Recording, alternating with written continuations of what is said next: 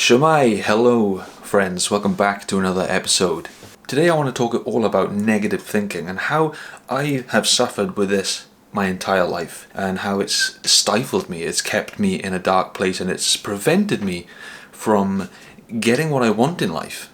I am a cynical bastard, honestly guys, so I'm hoping I can reach out to people and help them become aware of this problem and to recognize the signs and that, you know, they're being corrupted by this sort of dark cloud. I don't really like people all that much, if I'm honest, but I think that's mostly coming from my childhood experiences, right? I would classify myself as quite an emotional, maybe sensitive guy. You know, I don't like the fact that that is the way I am, but it is what it is. And I think now that I'm a adult, you know, I'm much more able to keep things under wraps.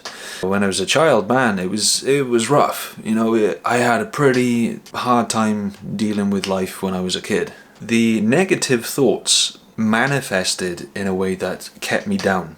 It completely colored the way I saw life, and it completely shaped my perspective. And that in result meant that I wasn't able to achieve what I could have achieved, or, you know, I didn't go after things that I could have gone after. And it's a real shame because I feel like this sort of defeatist attitude I've had has sort of kept me, you know, under the thumb my whole life. The cynicism has caused me distrust. You know, I keep people at arm's length. I've made some videos in the past about something called RSD, which is called rejection sensitive dysphoria. I suppose, you know, that is part of being who I am, and I think that has largely dictated the way I function in the world and how I see people, how I interact with the world, and so on. So I would describe it as high expectations placed on the world and other people to validate me, to make me feel good, to make me feel accepted.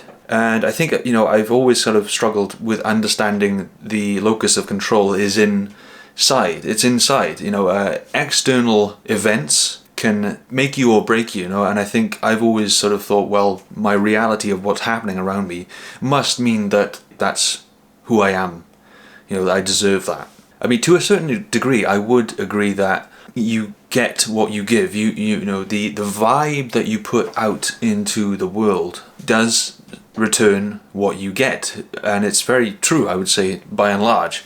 So obviously what I'm trying to get to is the fact that if I've got this negative thinking, it's going to result in negative repetition, negative results. Because if you come at things from that sort of cynical, standoffish approach, you're probably going to give out this message to everyone around you, and you're not going to get the results that you want. You're not going to have people coming up to you and being nice to you. People perhaps thinking, oh, what's up with that guy? It's really sad because a lot of this boils down to a sort of defense mechanism that you've built up since a very small age, and it's become a part of your personality.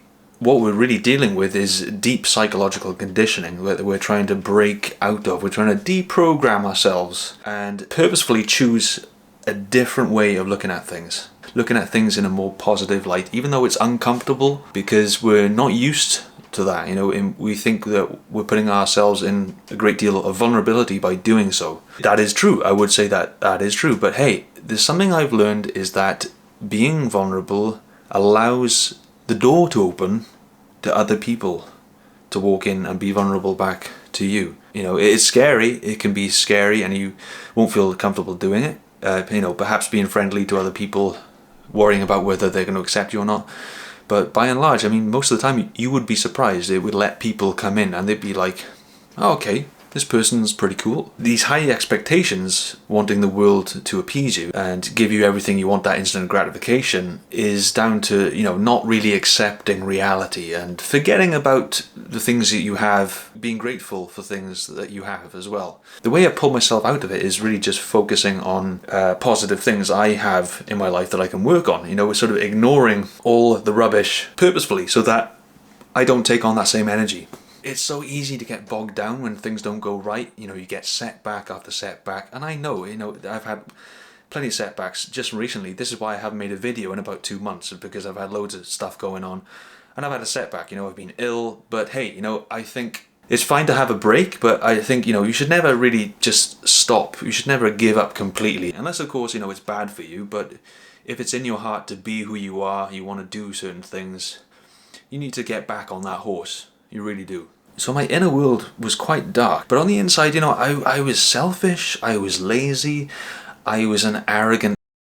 On the inside, I'd have these negative, judgmental thoughts about everything and everyone that came across my path. And that's because I allowed things to bog me down and bring down my worth. But I realize now that you have to rise above it. You have to make a decision to rise above the shit that life throws at you.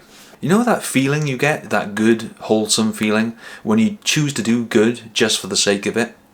You know, with no expectations in return, and you see another person be happy, you know, you see that what you say or do lightens up their day, you brighten their day, and it makes you feel like you've achieved some kind of higher glory, you know, not to sound cliche, but you feel as though you've done a good deed, right? It makes you feel better about yourself.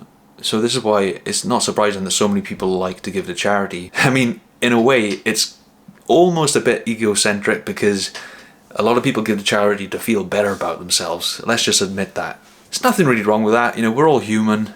So, hey, you know, as long as we're not hurting anyone, that's the main thing. We just need to learn to look inwards and analyze, you know, what's going on here? Why am I so miserable? Why am I allowing myself to be bogged down?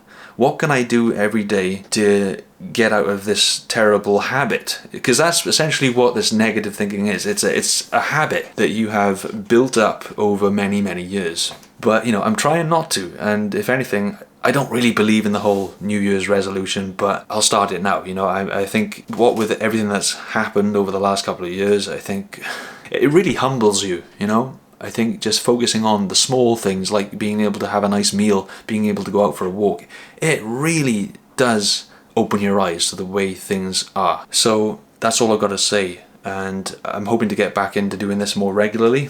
Thanks for watching. Please subscribe if you haven't. Welcome to the channel. Stay focused, stay strong.